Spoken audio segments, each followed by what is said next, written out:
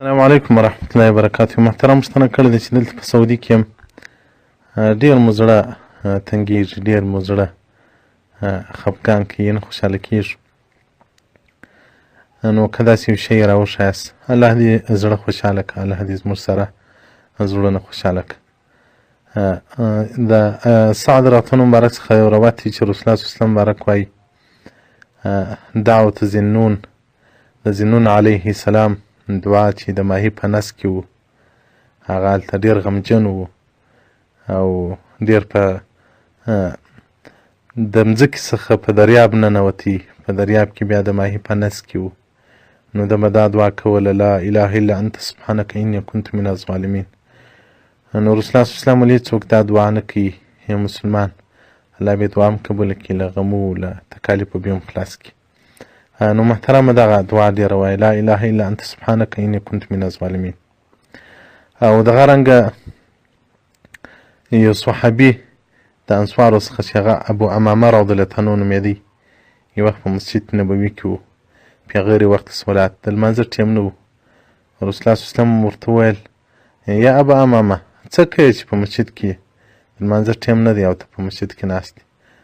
وایي ده مبارک ورته ویل فقاله هموم، غمو دلته کښېنولی یم او پورو دلته کښېنولی یم، غمجن هم یم، پورونه مو راباندې دي. رسول الله صلی الله علیه وسلم آیا داسې کلمات یې در وښیم؟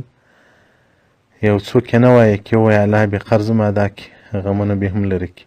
ټول یا رسول الله راویښئ، هغه ورته چې سهار راکښېنې او چې ماښام بیدېږئ دا دعا وایه اللهم اني اعوذ بك من الهم والحزن واعوذ بك من العجز والكسل واعوذ بك من الجبن والبخل واعوذ بك من غلبة الدين وقهر الرجال.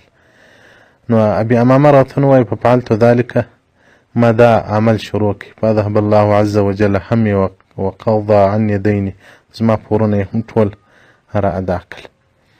او دغه رنګه سنن ابي داود ته عبدالله بن عباس رضی الله عنه څخه روایت کوي چې قال رسول الله صلی الله علیه وسلم من لزم الاستغفار، که چا استغفار همیشه وایي جعل الله له من كل هم فرجا ومن كل ضيق مخرجا، د هر غمه به الله خلاص کړي او د هر تنګسۍ به الله خلاص کړي.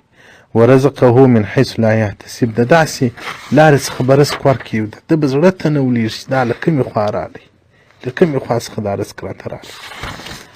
سعادة الدارین فی صلات علی سید الکونین د شیخ یوسف بن اسماعیل النبهانی رحمت الله علیه کتاب دی، صفحه 581 کې. نو محترمه دغه نسخې موږ تجربه کړي هم دي، د واقعیت د تنګسۍ په حالت کې زړه خوشحاله کوي. دا نسخې مقرر یې کړه، دغه دعاوې الله جل جلاله به دې زړه ته سکون ورکړي، زړه به دې خوشحاله سي. والسلام علیکم ورحمت الله وبرکاته ومغفرته.